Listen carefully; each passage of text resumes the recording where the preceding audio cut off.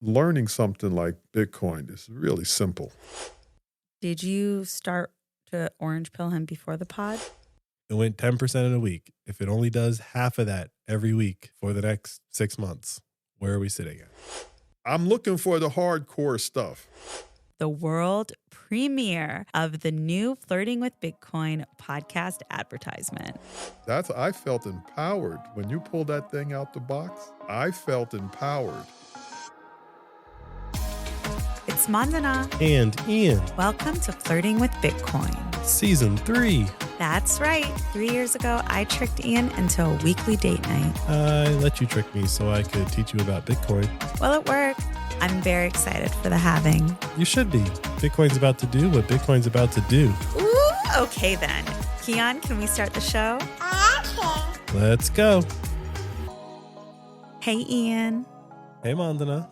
It's the Flirting with Bitcoin Father's Day special. Is it Father's Day? Not yet. Okay, when is Father's Day? It's in a couple weeks, but this is to, prepare everyone for Father's Day. Oh, yeah, you got to prepare. Yeah. Have you orange pilled your father yet?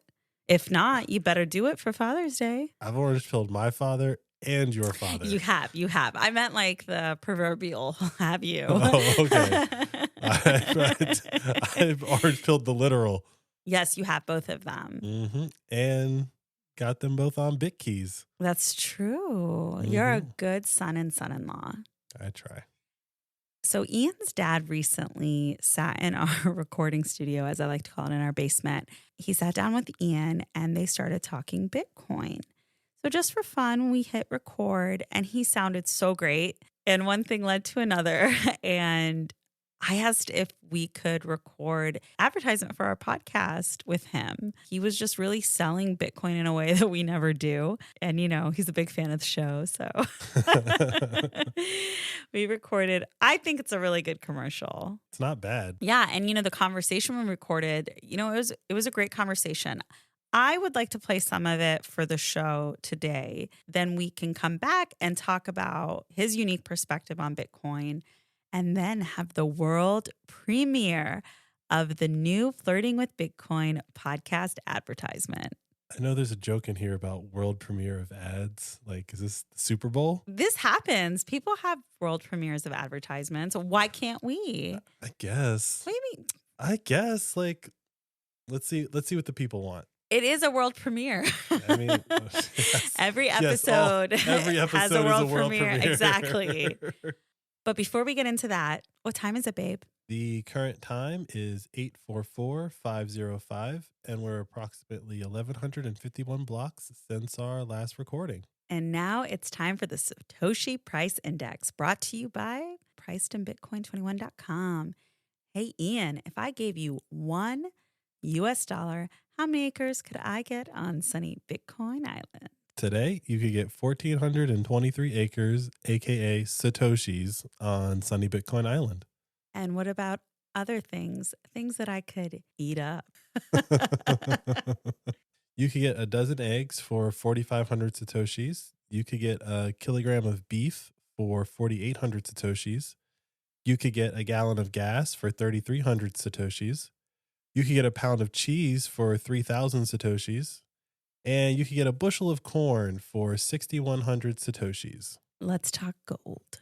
Yeah. Well, Bitcoin's had a big move recently, and gold is back under 3 million Satoshis an ounce. Suckers. Sorry, I have no problem with gold. How many Bitcoin do I need to buy a house in America? The median new house in America is 618 million sats. Or 6.18 Bitcoin. So closer to 6 Bitcoin than 7 now. It's closer to 6 than 7. Wow. Yes. That's a big move. Yeah. And, it's just getting started. I've just been reading a lot of stuff, and this year is going to be wild.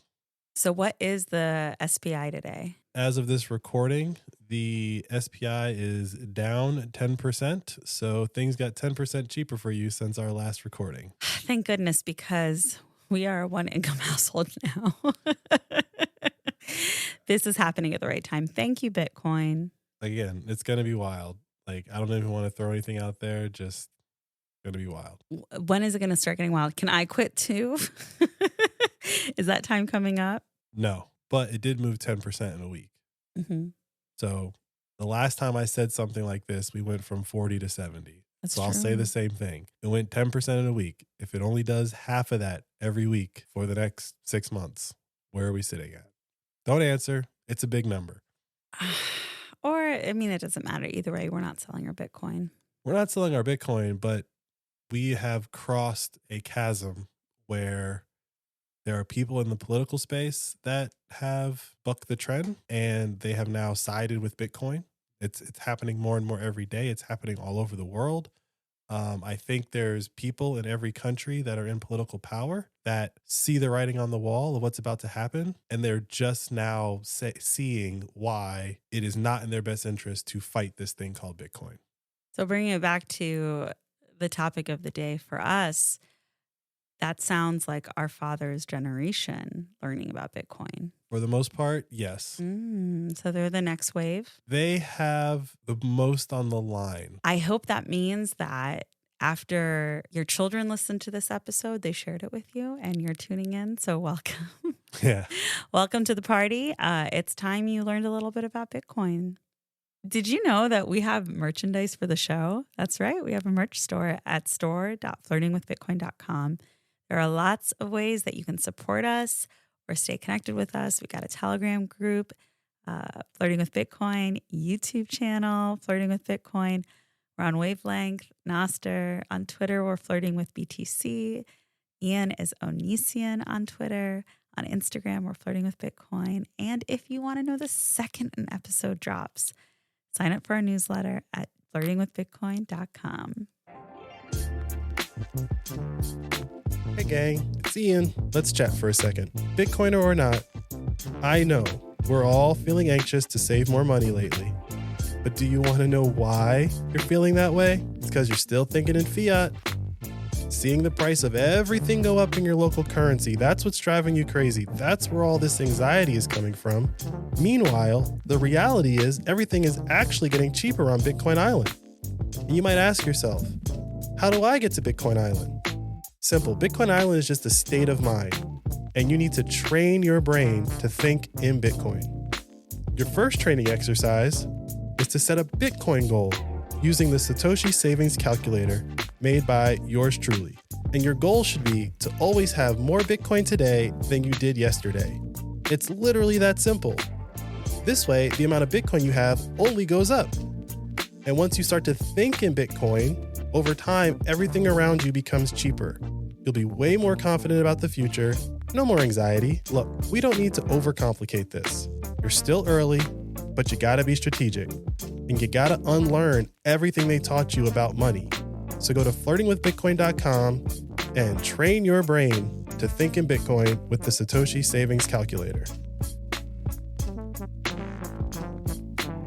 You are now listening to a conversation between son Ian Reese and his father, Julian Reese. I just recently, I did tell a past client, got to talking about a lot of different things, and she doesn't know a whole lot. And I was just trying to boost her ego. And I said, well, you know, there's a lot of stuff going on in the world, and you could be learning about other things and that. And I mentioned Bitcoin. She had no idea. She had nothing else to do. She listened to the podcast. I got her to watch a F1 video. I mean, when you realize how much vacant space people have in their lives, learning something like Bitcoin is really simple. It's not that long. I haven't had to buy a book. I've done it all online, and I've learned it. I understand it. And after getting my bit key, I think I went over the falls. You know what I mean? It's like, I'm going to tell you, I felt empowered. When you pull that thing out the box, I felt empowered. I mean, it is like a nice design. Well, remember, I had for my block stream, I had my 12 words. And the thought process was to protect those 12 words. And I ordered something where you protect your words. And all it was like a little metal thing where you take the metal letters and you build your words up and you screw it down. Yep. So my 12 words are in this like metal thing that can't burn or whatever.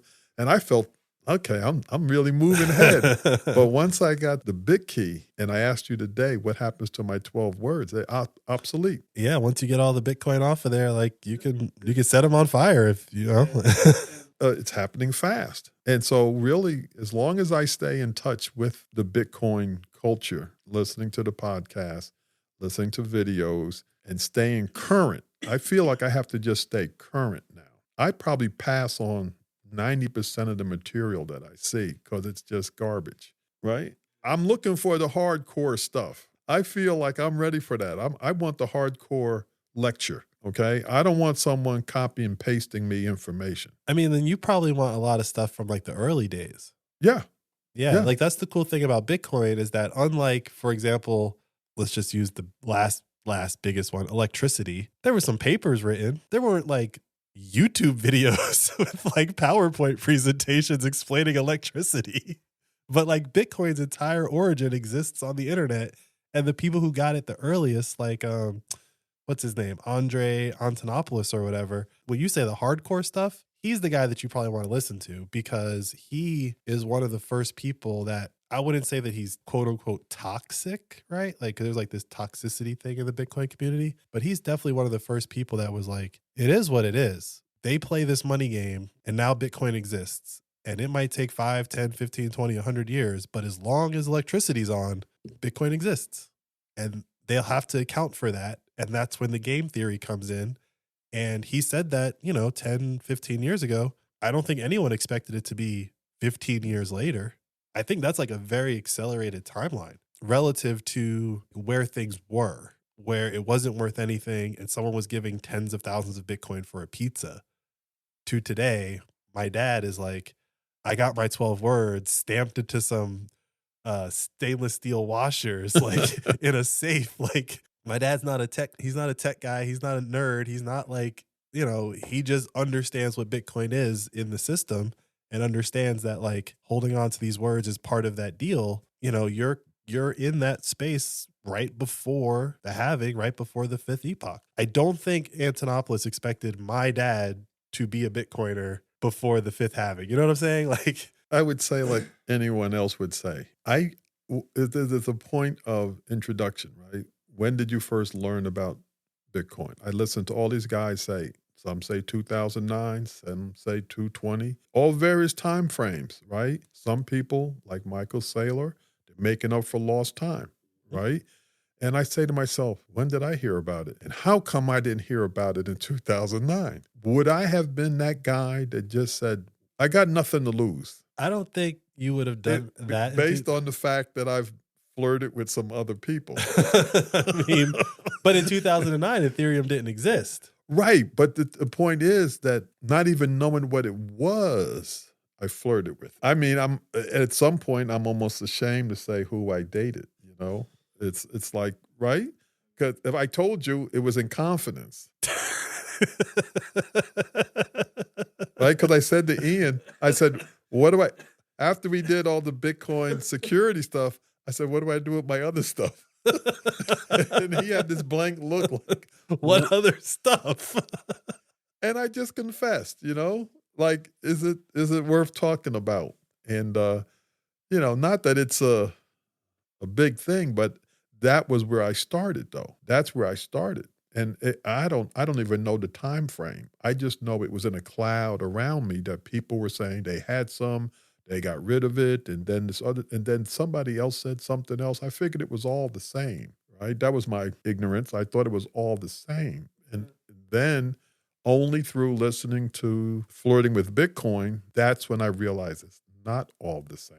That was the crucial point that broke me away from the floozies and allowed me to just, commit. But had 2010, if I had bumped into someone who said, hey, look, I got this thing called Bitcoin, I probably wouldn't have been so like aloof and said, no, because I've heard of other things in my lifetime.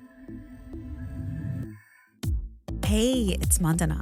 We're in season 3, The Halving, and I'm making sure we drop a new episode every week.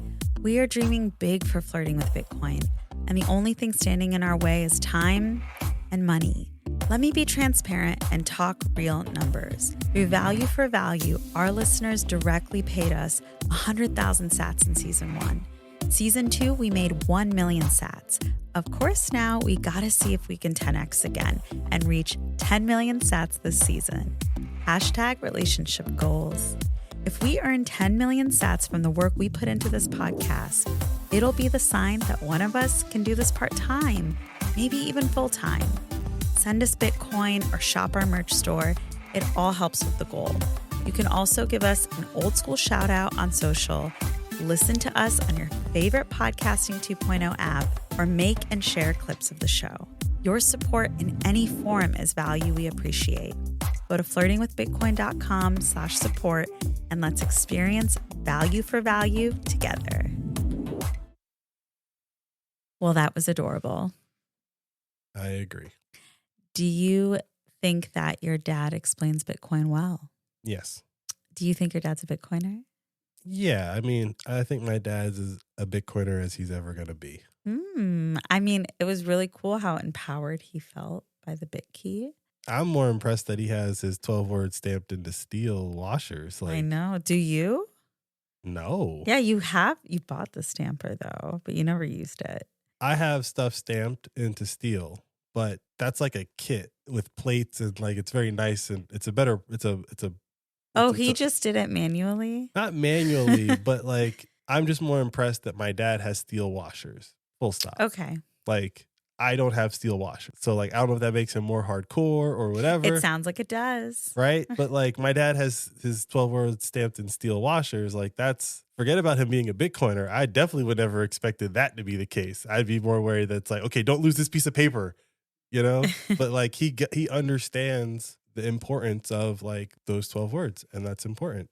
So let's take a step back and actually tell me how you orange pilled your dad. I basically just bullied him. He's probably the only person that I would say I bullied for Bitcoin or with Bitcoin. Bullied for Bitcoin. Bullied with Bullies Bitcoin. for Bitcoin. Yeah, like similar to you in the sense that like I just kept saying like I think there's something here, I think there's something here, I think there's something here. But I would say that like my dad knows me. He knows that like if I find something very interesting, I just won't stop talking about it. I just found myself whenever we would talk, it would just kind of lead to this topic. And I think part of that was me trying to orange pill him, but also just me being excited to like explain this new thing that I'm like learning about. Because I knew from as I was like having those conversations, like I knew that it mapped over real estate. Like I'd already figured that part out, you know? And so I knew that if I could get my dad to just see it a certain way, the way that I was seeing it, that he would map it onto real estate as well. And then the rest would be, well, what do you do with that information, right? Let's talk timeline. Did you start to orange pill him before the pod? Again, orange pilling, I don't think I orange pilled my dad. I think I just told him everything I was learning as I was learning it. Like he was basically learning with me. So when did your dad buy Bitcoin? Apparently 2022 because I saw some of his UTXOs. Oh, you're right. Okay. So yeah, the year of the pod, season 1. The year of the pod was not the first time that I had talked about it with him. Mm-hmm. So I think him following along on the podcast, like there's a lot here to talk about and there's a lot of angles to come at it and probably just pushed him over the edge for that conviction that you need to at least make your first purchase. And then, you know, to just continually buy and just dollar cost average in to be like, no, that's the game is just continuing conviction. Like he hasn't seen or heard or read anything that makes him think that this is a bad idea. You can very easily exit this position if you think something's crazy or crooked or corrupt. And he's orange pilling other relatives. He's orange pilling other relatives. He's orange pilling people who, you know, other than rental properties, you know, like, hey, you might not want to do this. Like my aunt, she wants to buy rental properties and like rent houses and stuff. And he's like, why are you doing this? Mm-hmm. This is so much work. Even as a realtor who's going to help you buy and sell these houses, like it's so much work. Like that's literally where my dad is with my aunt. Like, just don't do this, Pauletta. Like, you know, it's like, just don't do this. It's like, yes, Pauletta, listen to the pod. It's like, yes, I'd make money off you, but just don't do this, right? Like that's where he is with her. And, you know, I've got some of my aunts. I got one of my aunts to sign up, I think, and she's like interested now. And I'm slowly like nudging in the family group chat now that I have at least my dad on my side because he's the one that convinced them all to buy houses. Right. So like if my dad's doing it, it has like some sway amongst the family. But then when he's like, well, this is what Ian taught me, it's like, wait a minute, what? Like. And yeah, and then let's bring it over to my family because you orange pilled my dad and other family members. I did. Tell me about orange pilling my dad. I think it was like during, like right after Keon was born, I Mhm. think. And like he was just over our house all the time. Mm. And I would just like kind of explain stuff to him. With my dad, I knew it would map over real estate for him. And with your dad, I assumed it would map over like trading stocks and stuff, Mhm. because that's what we had been talking about before Bitcoin. Mm-hmm. And so I think, I don't know for certain as much as I do with my dad, but I think with your dad, it was like he saw me predict things. Mm. Like I wasn't having conversation with your dad all the time about the stuff that I was learning. I was having like the final analysis of all of that learning with your dad. Actually, I do recall my dad once saying, like, it went up just like Ian said it would. Yeah. Right. And so I think that like he saw me predicting things. To the outsider, it would be like, okay, are you really predicting or is this a scam? Mhm. Right. But once you're in it and you start just looking at a little bit of the information, you're just like, oh, that's the rational prediction. Mm-hmm. And so he saw me predicting some things. And so he was like, ooh, I should probably have a little bit just in case. And then once he was in, I could actually talk to him about it because now he has it. He wants to know more. And so I was explaining to him like the mechanics of how I was predicting those things. And it's like, this is all very predictable, right? And so it's predictable that this thing will go up. And I think with your dad, it's like with stocks and stuff, when we were talking about before, it was like, you got to get in and you got to get out. Mm-hmm. And you got to know how to time both. And with this one, it's like, no, Set it today and is the forget. time. Like right now is the time. It's always right now is the time. And if you don't have the money right now, then you don't buy right now. But whenever you have the excess, that's when you buy, which is such an easy trade to make. And so I think once it clicked for your dad, then like I just remember him like showing me like how much he had. And Yeah. I was like, okay, like, are you flexing on me or something? But like, he was just like so proud and excited that he was like, you know, I don't say catching up, but like he was getting Bitcoin. I think he was trying to make you proud of him. I mean, sure, maybe. I don't Like, know. look at this. I get it. But I think one of the things that we also talked about, I talk about it with my dad, but I talk about it differently, I think, is that now that Keon exists, it's like Keon. Before Keon, it would just be like your grandkids, like that nebulous concept, right? Right. But now that Keon's here, it's like, it's not our Bitcoin, it's Keon's Bitcoin, right? Like we're just holding it for him. And I think that's like going back to my whole idea about the Bitcoin aristocracy.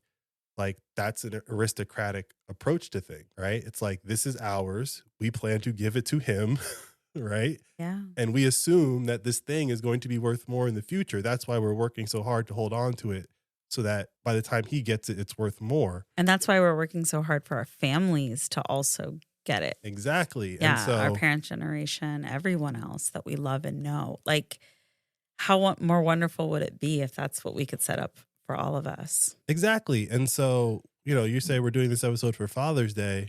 Where's the like dynasty day Mm-hmm. where you celebrate the whole line? Well, that's what aristocracy was, right? That's what it was all about. Was like great granddad had it, gave it to granddad, gave it to dad, gave it to me. I'm going to like, and they would celebrate that lifestyle. And I think that with Bitcoin, once you understand what it is, you start thinking further down the line. And I was saying this to your uncle today. Yeah. And my uncle came over today to talk Bitcoin with my aunt. It was very exciting and unexpected. I'm your uncle's Bitcoin bookie, I You guess. really are. Yeah. It was really exciting and sweet that they came over for us to, you know, talk to them about Bitcoin. It was great. Like I prefer those types of interactions where it's like, look, I will gladly answer any questions you have because I care. Right. What was my uncle's Bitcoin journey? I don't even know that story. I don't really know. He just came up to me at a party one day and was like, I want to talk to you about this. And I said, okay, sure. He was like, well, when are you available? I was like, I'm free to talk whenever you want. And I think I went over his house like the next day or a couple days later. And I explained to him what it is. And I was trying to explain to him, because I didn't know what to map it to with your uncle. So I was just like giving him all the different angles of how I think Bitcoin might be impressive to someone. Mm-hmm. But I think like he just kind of maybe heard it from your dad. I don't really know. Yeah, that would make sense. I mean, also I share the podcast in the big family Sure. chat. Well, he does say that he listens. I don't know how like up to date he is, but like he does say that he listens, or that he has listened, Mm-hmm. and he gets it. He's just earlier in his journey than most people Yeah. that I know. So I don't mind like holding his hand to be like, well, next time we're going to get you set up a little bit more. Yeah. You know, I like how you're easing him into it. when I don't have anything to work off of, I'm going to be the most gentle possible. But if I know like, okay, you think, you know, Dad, like you think you're a realtor, like I'm going to map this completely over real estate. If you don't see it, it's not for you, you know? Again, this episode is about Father's Day, but I think the video game that I always talk about on the show, Crusader Kings, and that whole game is about dynasties. And so I've been playing this game where like you do map out like which kid do you want to succeed you and which kid do like you the whole game is setting that up. And I'll just say I get it. Like I get why that world existed. I'm not saying it's right or it's wrong. And, you know, we got here through that system. So that was part of it. That's part of history. But like, I see myself thinking about Keon's kids naturally. So would you say that makes you a good father, that mindset? I don't know if that makes me a good father, but I don't think it makes you a bad father.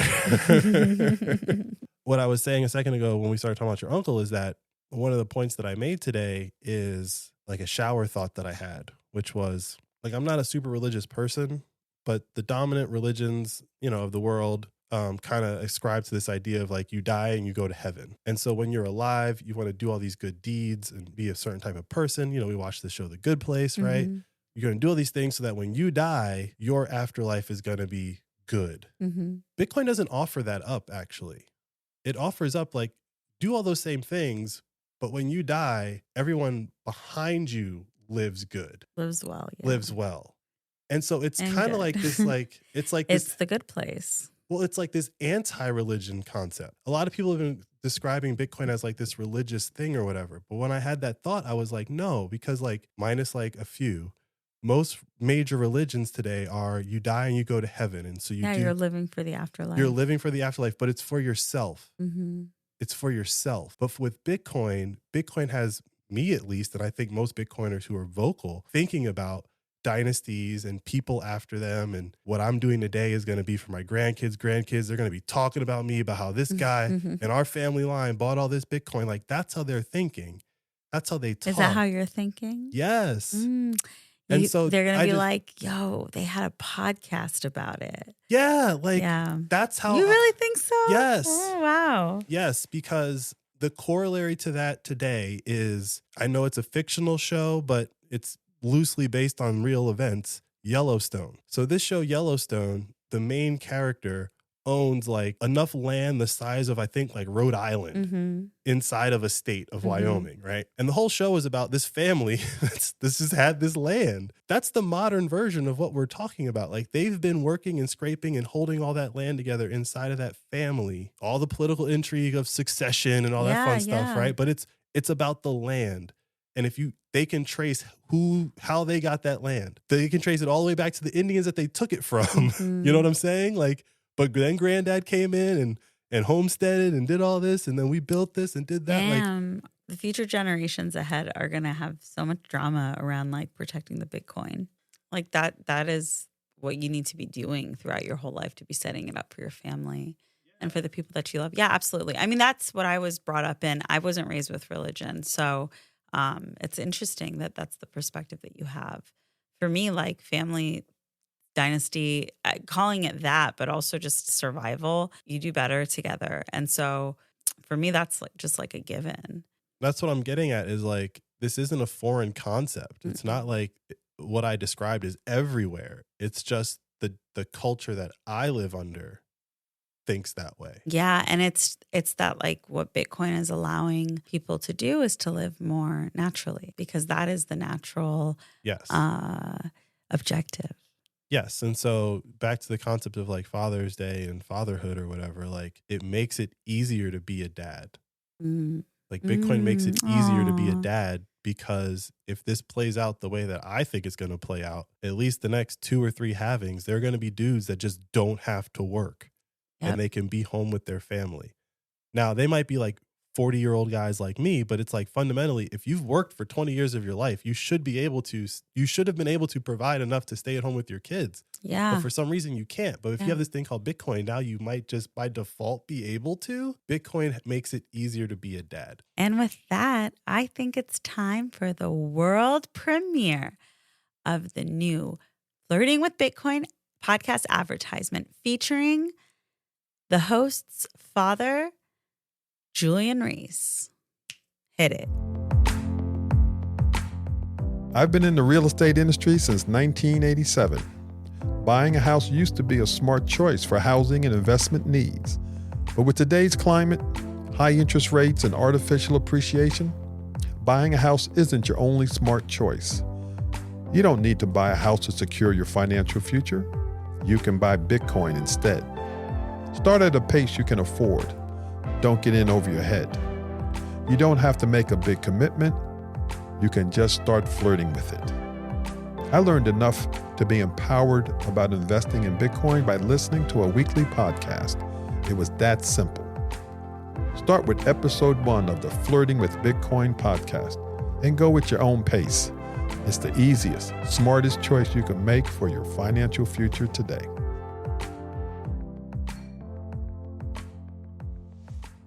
That was really cute. That advertisement. That was also very cute. Yes. I'm sold. I'm going to buy Bitcoin. Great. How do I make money off of that? You can continue putting out episodes of this great podcast that educates so many people on Bitcoin and helps people build dynasties. Yes. If you get nothing from this podcast, build a dynasty. So, babe, Satoshi for your thoughts. Are you ready? I suppose. Now that you've reflected a bit on fatherhood tonight, do you have any new thoughts about the practice of Father's Day and how you might want to be celebrated? New thoughts, as in I had old thoughts? You had I don't care about Father's Day. It's a regular day. Don't do anything different. No, yeah, still staying by that statement. On Mother's Day, I think I just took Keon the whole day and let you rest or whatever. Mm-hmm. I think I want to take him the whole day. Oh, that's so sweet. Yeah, I don't know. I enjoy hanging out with Keon. I don't think he's work. I don't think he's trouble. I feel like we have a great time. And you can have another day off. So there's that, right? But no, I love hanging out with Keon. That's so sweet. What a good father. But yeah, it doesn't need to do anything special. There's no balloons or cake or cards or anything like that. I mean, I wasn't going to do any of those things. But, I think the acknowledgement of the role that you play and the fathers in your life, father figures in your life play, why not? Yeah, give them a shout out. It's a really important part of society, fatherhood and motherhood. And even Grandparents' Day, those types of things. I guess if you want to say do I have opinions or thoughts, I still have the same opinion and thought on these made up days. Mm-hmm. I don't fundamentally agree with today is Mother's Day or today is Father's Day. I think we all celebrate our parents in our own way. And I think there's a natural way to do it. I think there's a Fiat way to do it. And I feel like these days on calendars are the Fiat way to do it. Ah, preach. It's not even so much as it's Father's Day, you should do something nice for me. I still interpret this Fiat setup as Father's Day, you should feel bad if you didn't do something on this particular day. Okay, yeah. Right. And so for me, it's no, I think I celebrate my dad, in my own way. And I think we have our relationship and it's good relationship. So we're good. I know, but I still think it's nice that as a society, there's a day set aside to be hey, on this day, it's about them. Everyone deserves to have a day for themselves if they're giving so much. I really like that concept. I just think that the Fiat world has put a lot of pressure on that day, and it's also made it impossible to be satisfied. Similar to New Year's Eve. Who's ever been to a good New Year's Eve party? I haven't. So yeah, there's that side of it. I definitely think in a couple of years, I would like Keon to decide how he wants to spend that day with me. But until then, I'll take the day off. I mean, I just slept. It was amazing. Bitcoin is one of many different new ideas that are spreading very fast throughout the culture and community at large. Bitcoin has the biggest impact on you once you figure it out. But I really think this is 2024 is a very interesting year for a lot of these quote unquote just status quo cultural norms. I hope so. I hope you're right. Let's shake things up a bit more. Since it isn't Father's Day yet, this would be a good time to remember if you were going to do the fiat thing and spend money on your father, just get him Bitcoin instead. Get a Sats card, give the gift of Bitcoin. If they know what it is, they'll love it. If they don't, send them this episode. Introduce them to Bitcoin. And celebrate your father, celebrate your mother, celebrate everyone you love. We love you. Happy Father's Day.